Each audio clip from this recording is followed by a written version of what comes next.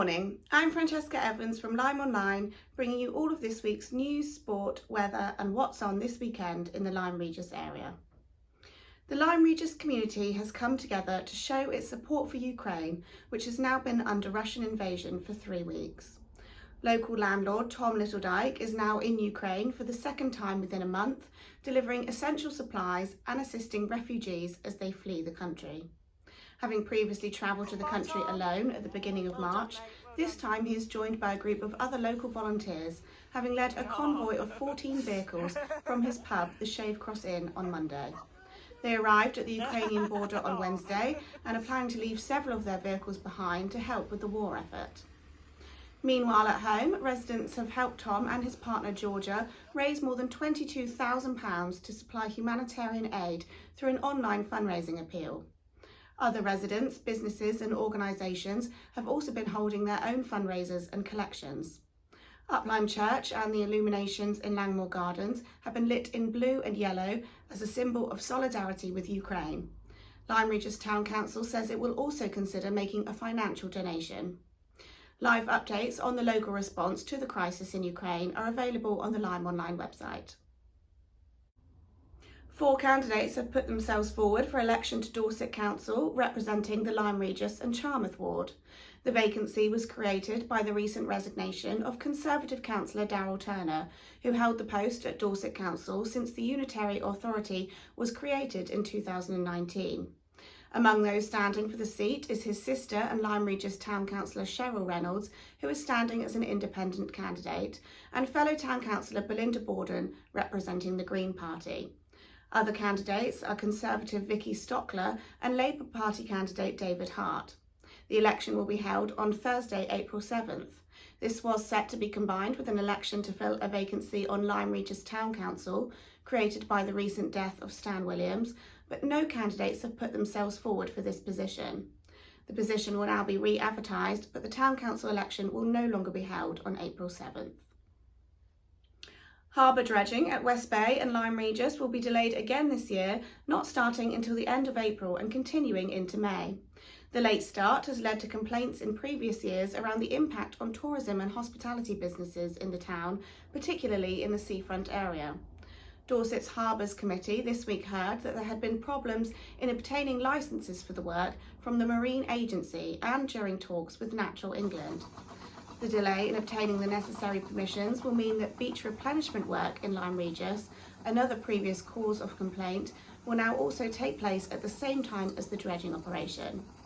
In previous years, delays in starting the dredging operation has led to the main beach in Lyme Regis being out of use for a time in May and June.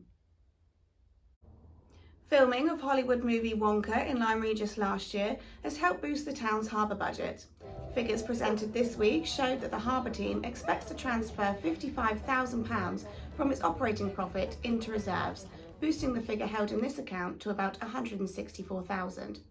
The boost in income for the year was attributed by Harbour Master James Radcliffe to the filming fees, as well as increased harbourside car park income, new shop income, extra visiting boats and kayak storage fees. However, the harbour has faced additional costs during the year with the breakdown of machinery, higher electricity charges and extra payments for supplies and services. There were also additional costs to refurbish the harbour office and convert part of it into space for a shop. Students of Lyme Regis Boat Building Academy celebrated the end of their 40-week course by launching 3 handmade craft into the harbour last week. The students were joined by a huge crowd of supporters in particularly windy conditions, meaning they could only test out the new boats within the confines of the harbour rather than out in the bay. Celebrations included performances by local shanty singing group the Lyme Bay Moonrakers and speeches from Boat Building Academy Director Will Reid and the Mayor of Lyme Regis, Brian Larkham. Welcome everyone, and it's good to see so many people turn out today for what is a very special occasion in Lyme Regis. We always look forward to this boat launch. I've been doing these launches now for 3 years, and I'm always impressed. What's always impressed me is the standard of workmanship and the craftsmanship that the students here have developed over their time with Will and the Academy. I'd like to have you give a round of applause for the standard of workmanship. It's so impressive.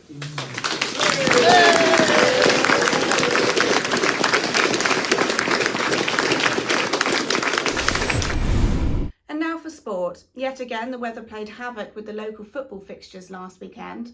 Lyme Regis' first team got a match in when they travelled for an East Devon Senior Cup tie against Devon and Exeter Premier Division leaders Lapford. Their sloping pitch is situated high on a hill outside the village, and the tie was spoiled by a near gale-force wind which put paid to any flowing football.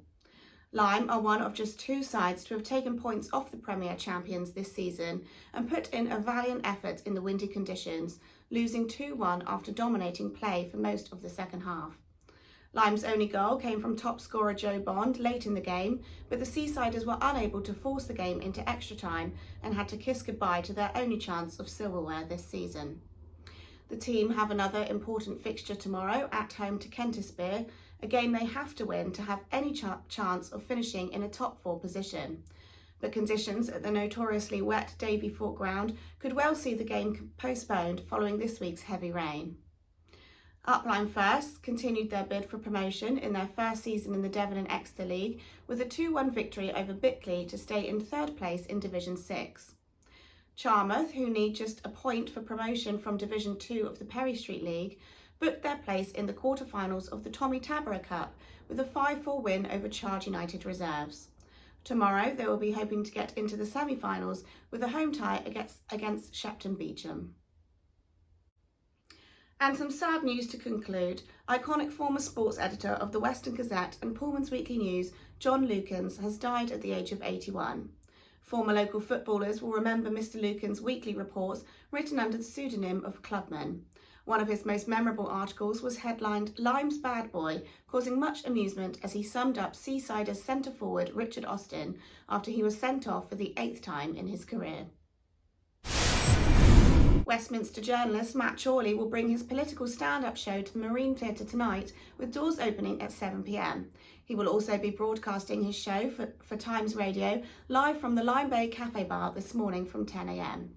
On Saturday, the 1st Lymm Valley Scouts will host a bake sale in the Marine Parade shelters from 10 a.m. in aid of the Ukrainian humanitarian appeal.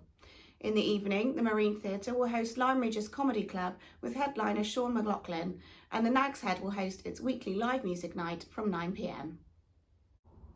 Spring is in the air this weekend. After much heavy rain, the forecast is set to be sunny with a fresh breeze throughout the weekend, with slightly more cloud cover on Sunday and high temperatures of 12 degrees. Thanks for watching LymeOnline's video news bulletins. Stay up to date with all the latest local news throughout the week on our website, or follow us on Facebook, Twitter and Instagram for updates 24/7. Have a great weekend.